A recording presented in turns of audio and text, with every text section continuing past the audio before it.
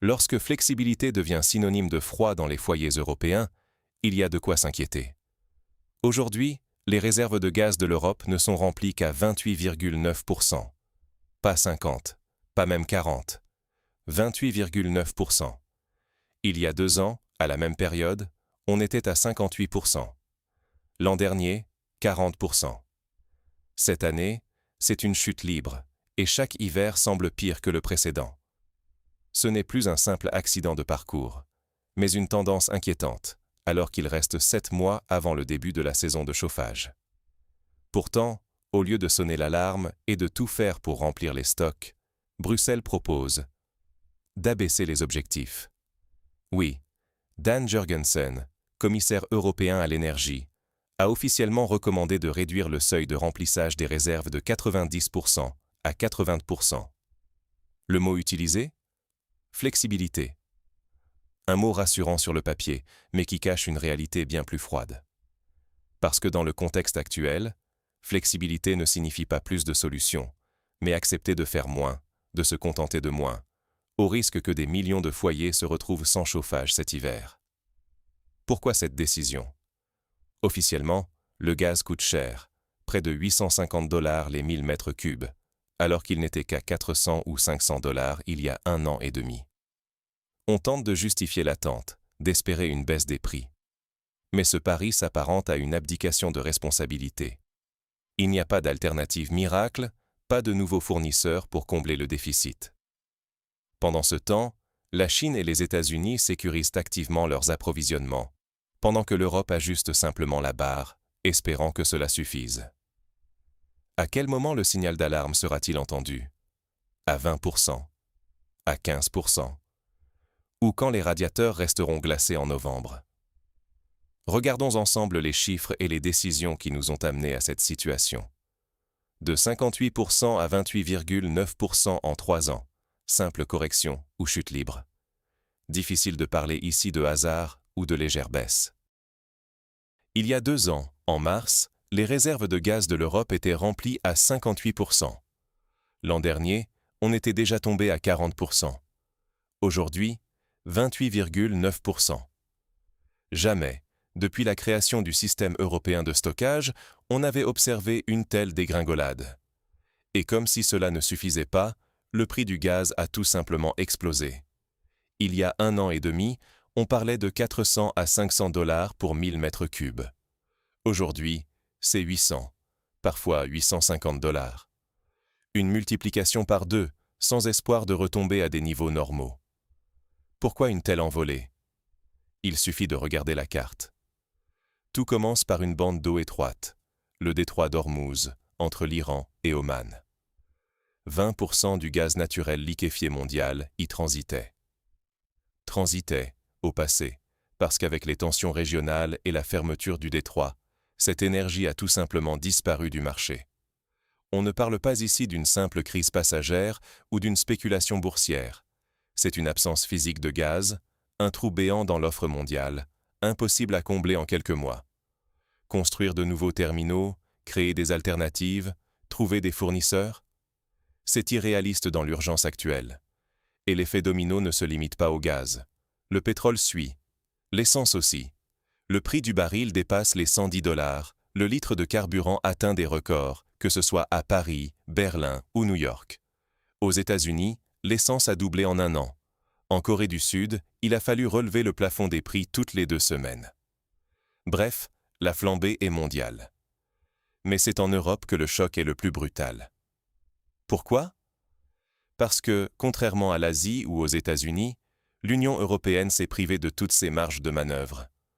Le gaz russe sous sanction, les gazoducs endommagés, les alternatives maritimes bloquées. 3 voies d'approvisionnement, 3 portes fermées.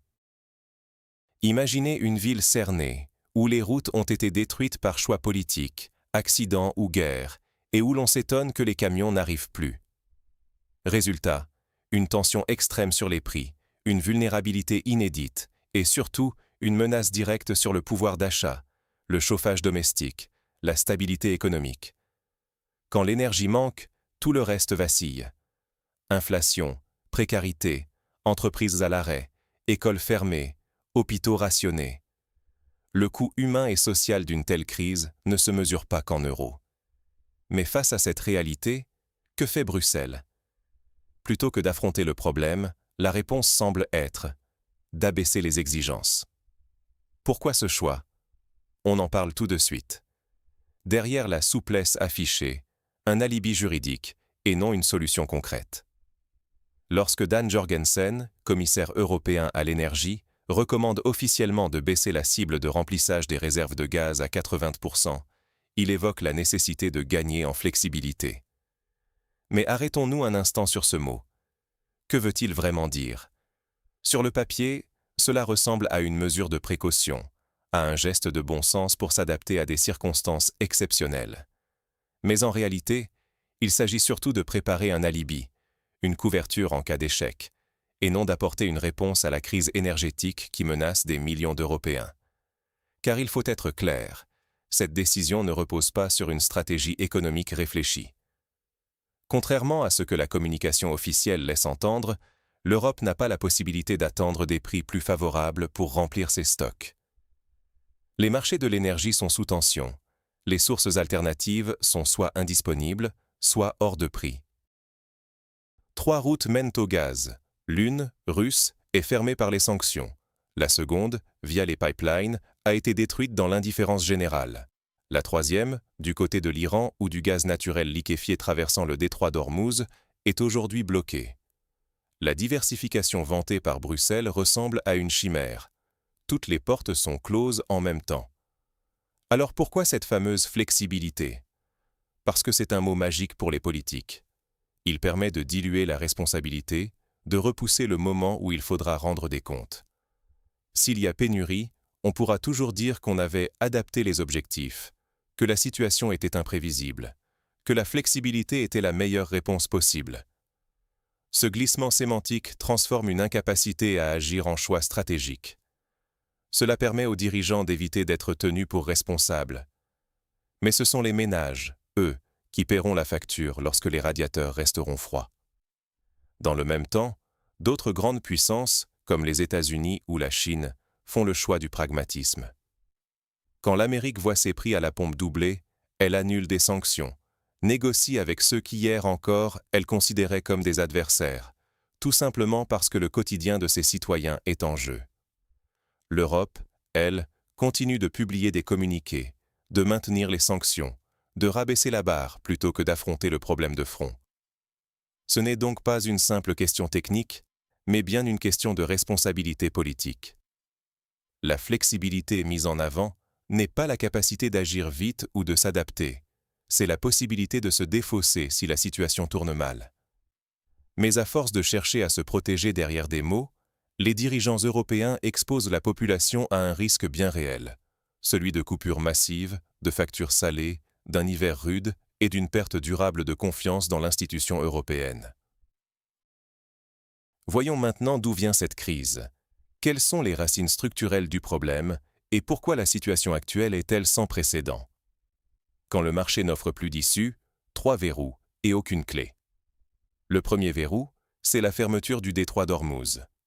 20% du gaz naturel liquéfié mondial circule par ce couloir. Quand il se ferme, c'est tout un pan de l'approvisionnement qui disparaît d'un coup, sans préavis, sans alternative.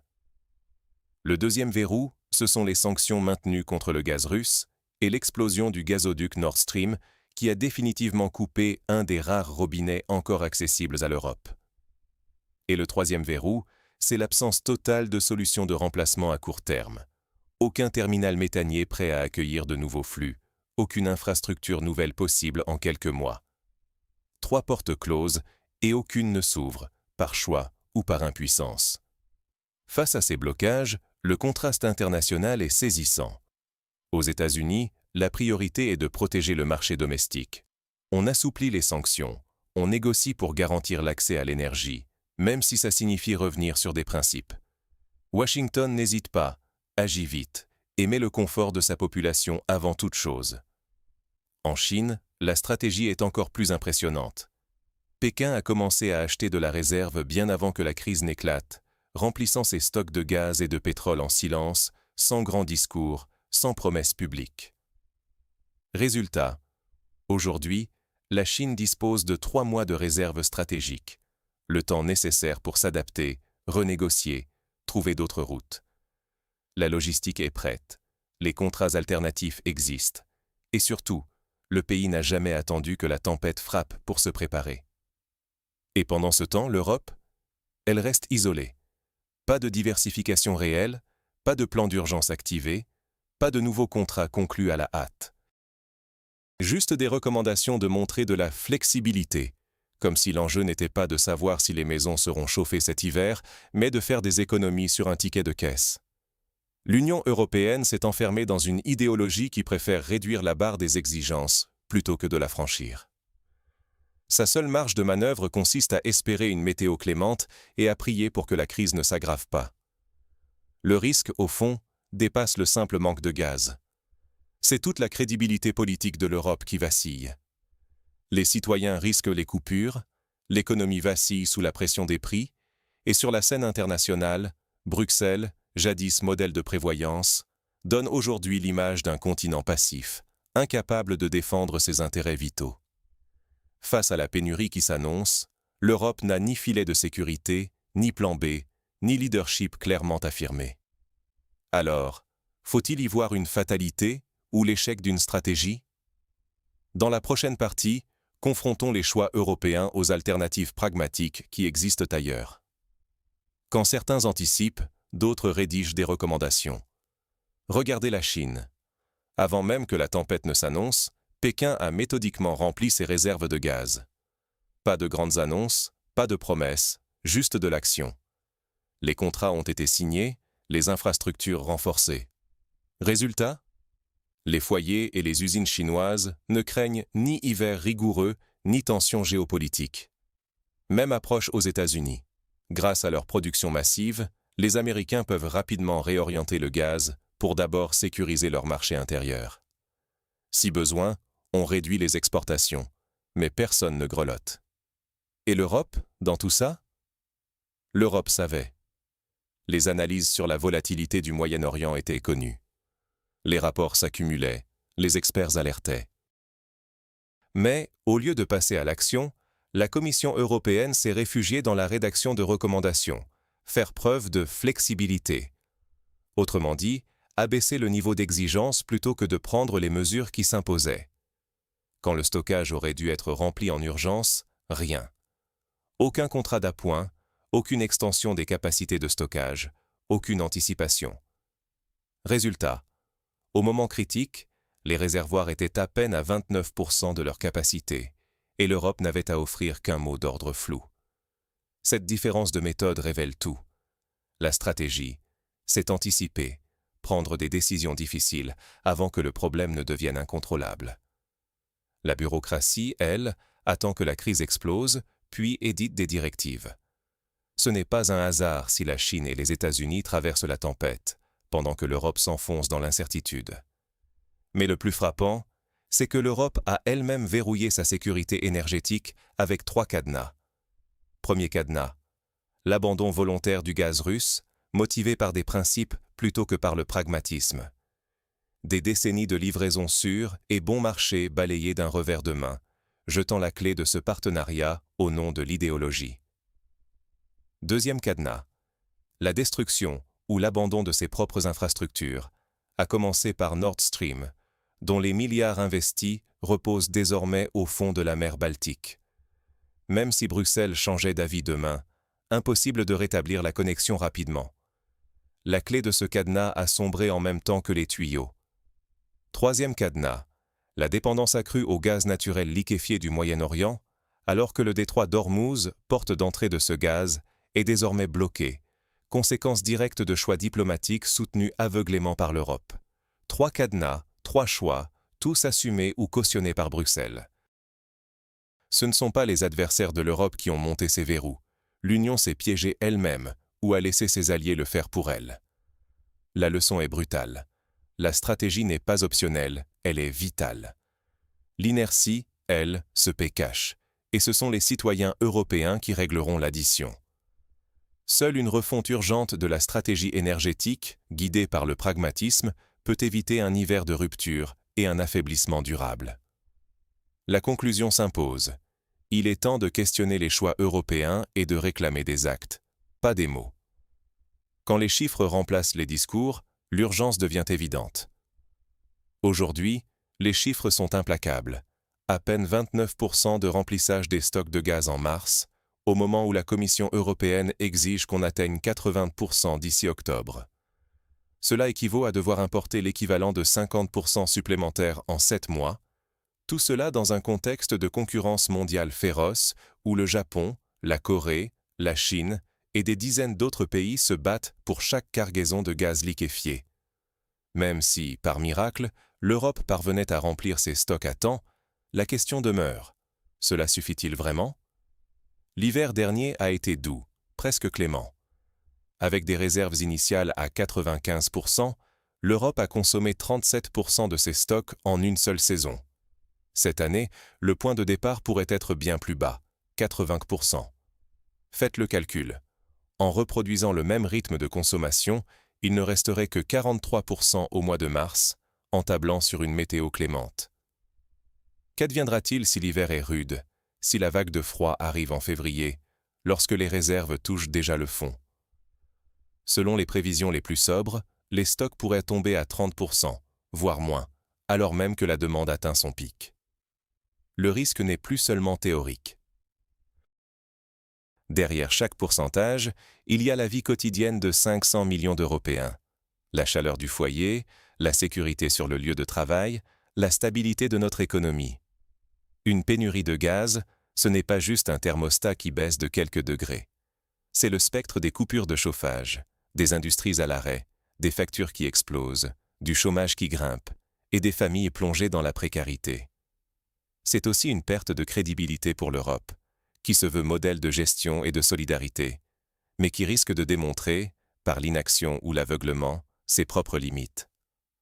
Pendant que la Chine et les États-Unis anticipent, sécurisent des contrats et investissent dans toutes les filières énergétiques, du gaz traditionnel au renouvelable, en passant par le nucléaire, l'Union européenne préfère jongler avec la flexibilité réglementaire. On baisse les exigences, on change les critères, on repousse l'échéance en espérant que la tempête passera. Mais cette flexibilité, c'est aussi une façon de masquer le manque de solutions concrètes et la peur d'assumer des choix impopulaires. À trop déléguer à la bureaucratie et à brandir des principes sans tenir compte de la réalité du terrain, nos dirigeants installent la population dans une dangereuse passivité. La véritable urgence est là. La passivité aujourd'hui, c'est la crise demain. Et cette crise énergétique ne frappera pas seulement le portefeuille ou la politique. Elle touchera la vie quotidienne, la santé, l'avenir même de l'Europe. Face à cette réalité, il n'y a plus d'alibi. Il faut s'informer, refuser la résignation, demander des comptes aux responsables politiques et exiger des choix clairs et courageux. Alors, face aux chiffres, face aux faits, restons vigilants. Ne laissons pas l'urgence énergétique devenir la prochaine fatalité européenne. Suivez de près cette crise, informez-vous, partagez les données, interpellez vos élus, car demain, ce ne sont pas seulement les décideurs qui paieront le prix de l'inaction, mais chacun d'entre nous.